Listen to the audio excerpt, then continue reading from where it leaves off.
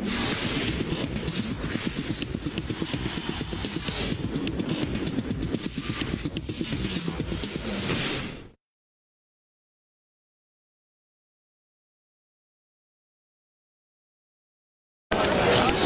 veulent être prises par le TTIP, déjà nous demandons de savoir ce qui se passe, savoir exactement, avoir une transparence par rapport au TTIP.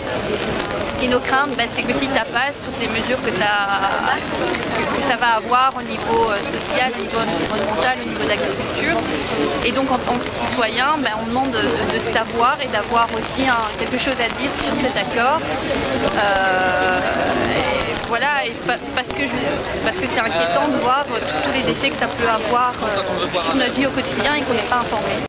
Nous, on vient d'Alsace. On est venus parce qu'il ne faut pas qu'on accepte ce qui va se passer là. Parce que si on accepte ce qui va se passer là, dans les prochains temps, vous ne nous verrez plus jamais. Ce sera fini, cette paysannerie, ce monde rural, ce sera terminé. Parce qu'on est les premiers sur la liste à être éliminés. Parce qu'on ne rapporte pas d'argent à ces gens-là. Voilà. E questo è il fiore del partigiano. Oh bella ciao, bella ciao, bella ciao, ciao, ciao. Questo è il fiore del partigiano, il morto per la libertà.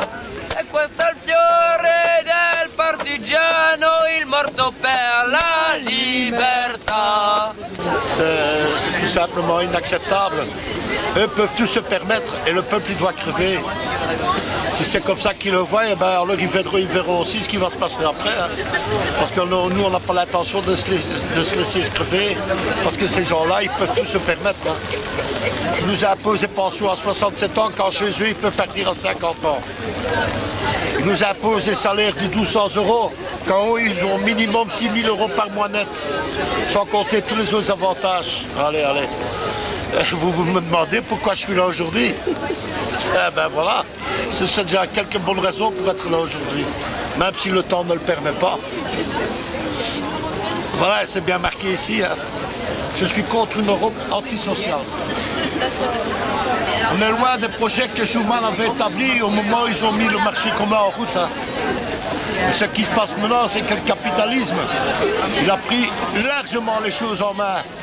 Et on sait difficilement encore manœuvrer contre ces bandes de salopards. Parce que les plus grands gangsters, c'est chez eux qu'ils sont. Les bandits, chez nous autres, on les met en prison, et les vrais bandits, on les laisse en liberté. D'une part, je suis tout à fait contre le traité transatlantique. Donc c'est vendre notre démocratie aux États-Unis, un grand impact que ce soit sur l'agriculture. Le TTIP oblige également la Belgique à acheter des avions de chasse, de guerre. On a l'OTAN qui est juste à côté, qui s'est agrandi dans un pays en paix. Donc ce n'est pas, ce n'est pas une Europe pacifiste. On est juste en train de vivre ce qui s'est déjà passé dans les années 30. Avec Vichy, je crois que ça vaut vraiment la peine de relire son cours d'histoire. Là, Hitler était financé par les banques. Et notre gouvernement a financé les banques. Donc des organismes fascistes et extrémistes. Donc les extrémistes, ils sont à la Commission européenne.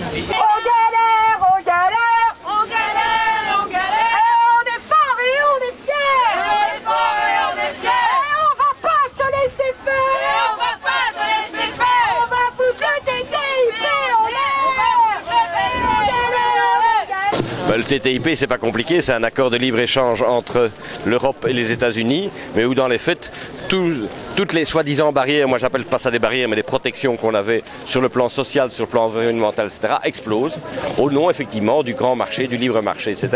Donc en gros, c'est l'extension de ce qu'on a connu avec la construction européenne. D'abord le marché commun, on a vu ce que ça a donné, mais c'est la même logique libérale où effectivement les capitaux peuvent circuler tout à fait librement, pas les hommes. Il suffit de voir Schengen, Frontex et tout ce qu'on sait. Mais voilà, et donc ça signifie que les quelques protections qu'on avait conquis de haute lutte, et paradoxalement parfois c'est la Commission européenne elle-même qui avait mis une série effectivement de conditions de production sur le plan environnemental, sur le plan social, etc. Et bien maintenant effectivement ça sera le libre-échange, et donc on va se retrouver avec des poulets qui ont été nettoyés comment dirais-je, à la dioxine ou à la javel. On va avoir effectivement dans certains secteurs des produits qui auront été fabriqués dans des conditions sociales sans commune mesure, parce qu'évidemment il n'y a pas du tout la même protection sociale aux États-Unis, et tout ça au nom du libre marché, et on nous vend ça en nous expliquant que ça va créer de l'emploi. Donc comme toutes les politiques qu'on mène depuis un bon 30 ans en Europe, de démantèlement social, effectivement de nivellement par le bas à tous égards. C'est soi-disant pour l'emploi, ça fait près de 40 ans qu'on nous sort le même discours. Hein, l'emploi n'arrête pas de s'effondrer, mais on continue à le vendre. Et donc c'est le pot de fer contre le pot de terre, et c'est encore une fois le géant américain qui va effectivement nous écraser. En plus de ça, il y a quand même un tribunal qui peut gérer des litiges entre États et entreprises pour, si jamais un État a une loi qui va contrecarrer les bénéfices d'une entreprise, l'entreprise a le droit de porter un procès contre l'État. Donc ça veut dire qu'une loi, un SMIC, enfin un salaire minimal, n'importe quoi, toutes sortes de lois qui pourraient nuire aux bénéfices de l'entreprise, même si elle est au nom de la salubrité publique, au nom de l'humain, au nom de n'importe quoi, eh ben, ça peut être attaqué en justice par des entreprises, donc par une entreprise, mais peut-être par 50 entreprises. Ça fera un poids énorme sur les États pour même un salaire minimum, quoi. Et c'est littéralement aberrant, même au-delà du libre-échange et tout. Là, c'est juste les entreprises qui peuvent avoir un poids quasiment politique, puisque à 200 entreprises qui portent un procès, c'est très embêtant pour l'État. Donc elles ont quasiment un poids de contrôle sur les États, ce qui est un peu problématique. Je pense que le peuple devrait pouvoir avoir un contrôle sur les dirigeants au moins autant que les dirigeants ont un contrôle sur le peuple. Sinon, c'est plus ce qu'on appelle de la démocratie. Voilà, et comment avez-vous pris connaissance du TTIP, TAFTA? Par des amis, par mes parents que j'ai vus qui m'ont parlé de ça, par des amis, mais certainement pas par les médias. Parce que bon, ça passe à des heures où il n'y a personne, ou alors dans des termes très très vagues et très vagues et sans aucune précision, en disant c'est comme un fait divers, alors que logiquement un truc qui va déterminer toute la politique économique, l'économie a pris un pas prépondérant dans la société actuelle, un truc qui va déterminer toute l'économie de toute l'Europe et des États-Unis en même temps, ça devrait être un petit peu médiatisé, c'est quand même un peu important. Enfin, on nous parle que de la délinquance, moi je suis français, je suis alsacien, on nous parle que de la délinquance, des roms, des machins et tout. C'est stupide, c'est de l'enfumage, c'est des conneries d'extrême droite. Nous, ce qu'on veut, c'est savoir qu'est-ce qui se passe, comment on gère notre pays. On élit soi-disant des représentants qui, on le voit, nous représentent pas. Donc pour moi, c'est pas de la démocratie, c'est extrapolé, mais c'est plus de la démocratie, c'est une sorte d'oligarchie élective. On élit des gens dans une oligarchie pas pour nous représenter, mais pour qu'ils aient je sais même pas en fait, je vois même pas le sens. Et décider à notre place en fait. Ouais, on voit que nous en France par exemple, on a refusé le traité constitutionnel, il est passé en douce juste après quoi. Enfin, si c'est pas du déni de démocratie totale, on peut voir aussi que dans l'Europe, il y a la Commission européenne qui a l'initiative des lois, donc un pouvoir législatif, et qui a en même temps le pouvoir exécutif. C'est un peu un conflit d'intérêts. On peut voir aussi qu'il y a le Conseil, qui est le Conseil des ministres, donc les ministres de chaque État. Donc le gouvernement de chaque État, le pouvoir exécutif des États, qui devient un pouvoir législatif, co-législateur avec le Parlement européen au niveau européen, et qui a en plus au niveau de l'Union européenne un pouvoir exécutif. Et c'est la Commission européenne qui nomme les juges de l'Europe. Donc c'est les gens qui sont à l'initiative des lois, qui ont le pouvoir exécutif, qui nomment les juges. Si c'est pas de la confusion des pouvoirs, je dois prendre des cours ou je sais pas quoi. Alors le TTIP, c'est un traité qui va faire en sorte que les multinationales, aussi bien européennes qu'américaines, vont se retrouver au-dessus des gouvernements, vont avoir plus de pouvoir que les gouvernements et vont pouvoir contester les décisions des gouvernements si ces décisions sont susceptibles de s'opposer à leur profit. Donc si les gouvernements décident d'adopter des lois ou des réglementations pour protéger les citoyens d'un produit, mettons toxique, qu'une multinationale américaine voudrait mettre sur le marché, la multinationale américaine, si ça l'empêche de faire des bénéfices ou ça porte atteinte à son chiffre d'affaires ou à son profit, peut attaquer en justice les gouvernements qui auront décidé de prendre ces mesures de protection des citoyens. Et ce sera un tribunal arbitral privé qui décidera de condamner les gouvernements européens à payer des dommages d'intérêt aux multinationales et en plus d'ouvrir leur marché et qui les obligera à ouvrir leur marché à ces produits. Par exemple, c'est vrai aussi, pardon ? Un peu dans le style Monsanto aussi.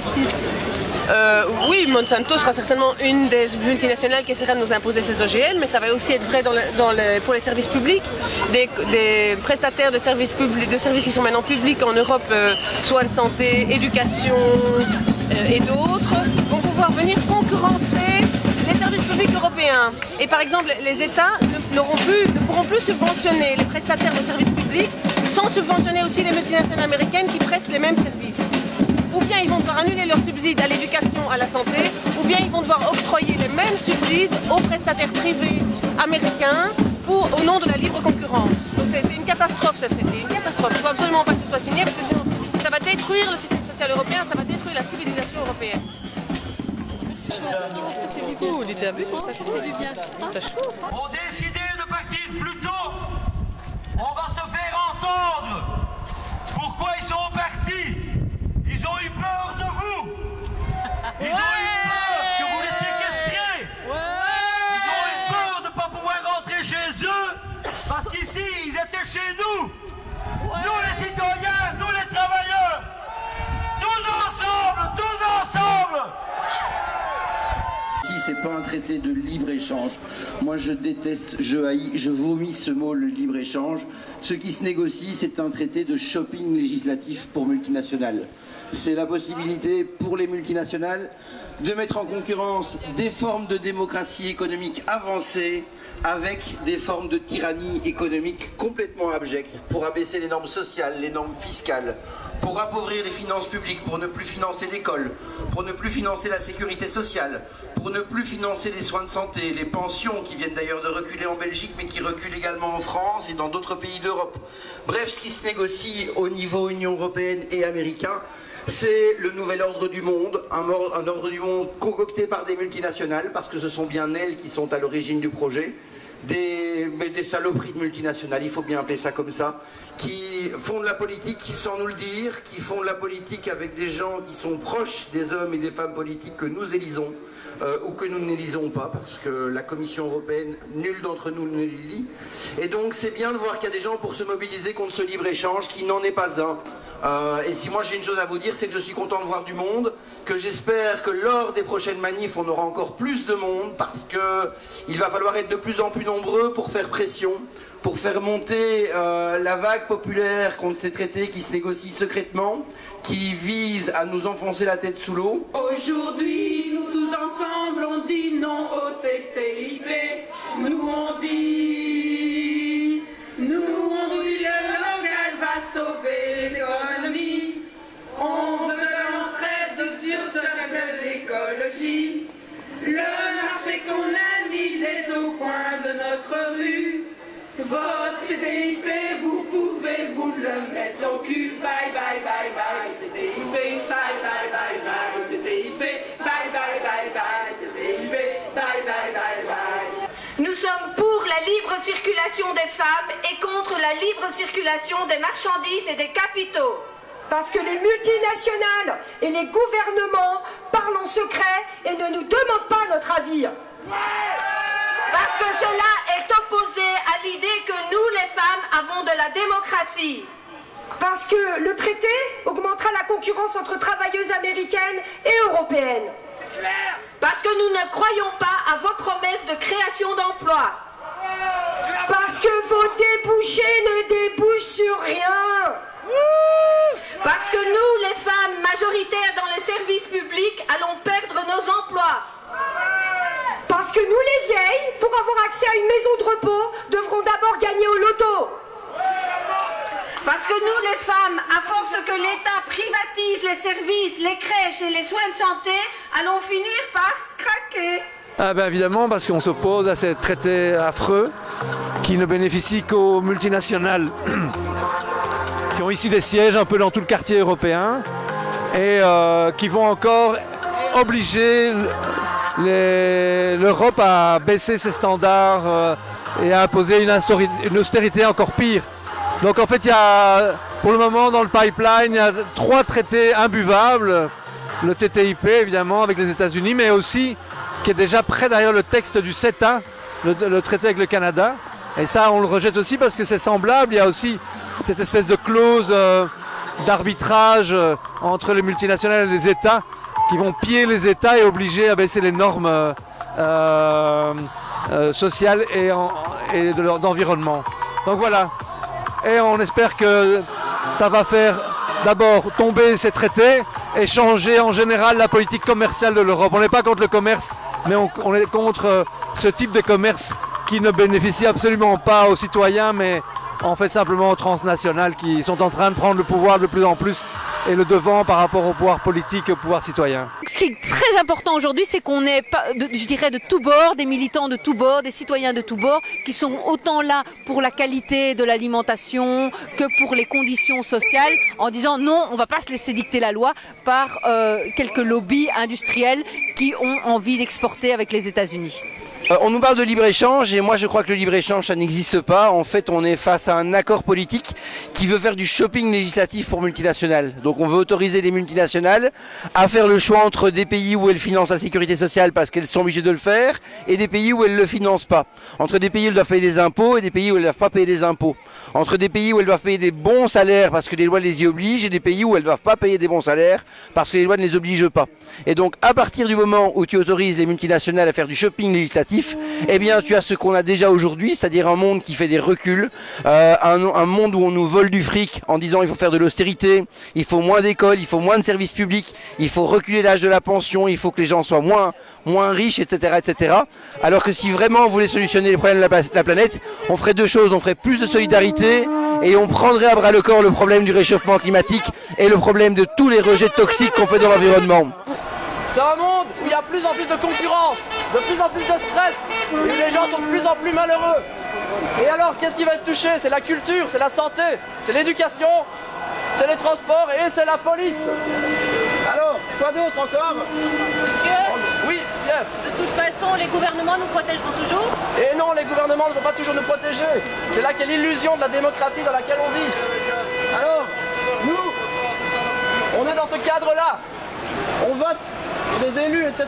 Ici, on fait plein de décisions, on nous laisse croire qu'on a du pouvoir. Mais en fait, les vraies décisions, elles sont prises ici, à l'extérieur du cadre, par des gens qui ne sont pas liés à la politique. Ce sont des gens qui sont liés au secteur des banques et aux multinationales et qui défendent ces intérêts-là. Nous, on n'a pas de prise là-dessus et on nous impose ça, sans nous concerter.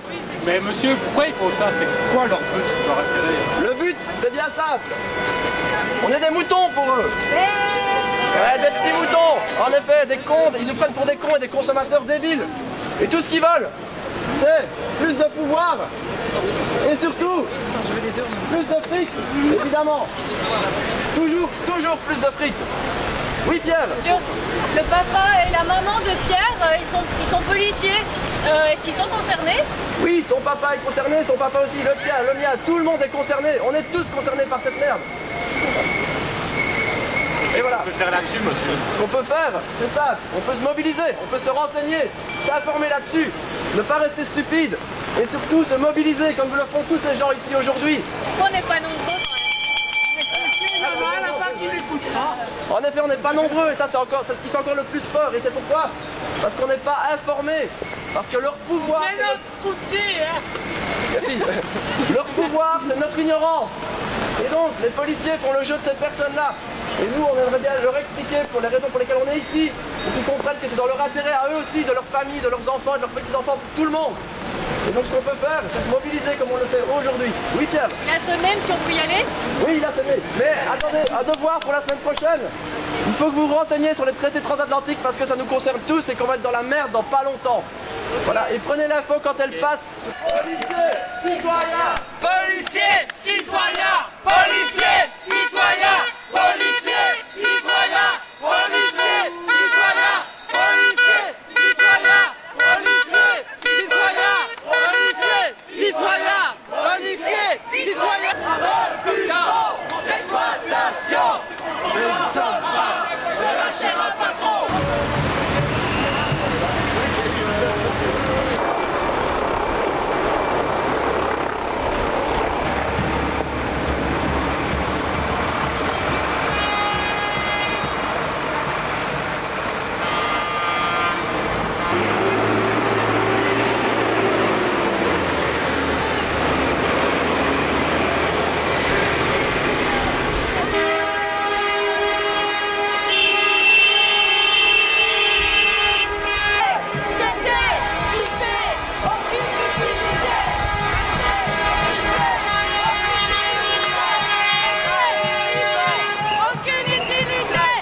Je suis agriculteur, je suis là pour défendre un petit peu mon métier et ma manière de faire, sachant que l'Europe veut nous lancer sur les marchés mondiaux, nous mettre en concurrence avec en concurrence déloyale avec d'autres pays qui n'ont pas du tout les mêmes normes que nous, sachant que nous on fait un produit de qualité qui eux c'est une autre discussion. Donc voilà, je suis là un peu pour représenter ça aussi et pour soutenir un petit peu la population parce qu'on est tous un peu dans le même bateau. Ça va être très compliqué de produire à moindre coût comme les autres pays, comme les États-Unis et les autres le font. Donc ouais. On risque de courir à notre perte, c'est quasiment sûr et certain. Si nous on disparaît, ben, j'estime que la population n'aura plus droit à des produits de qualité.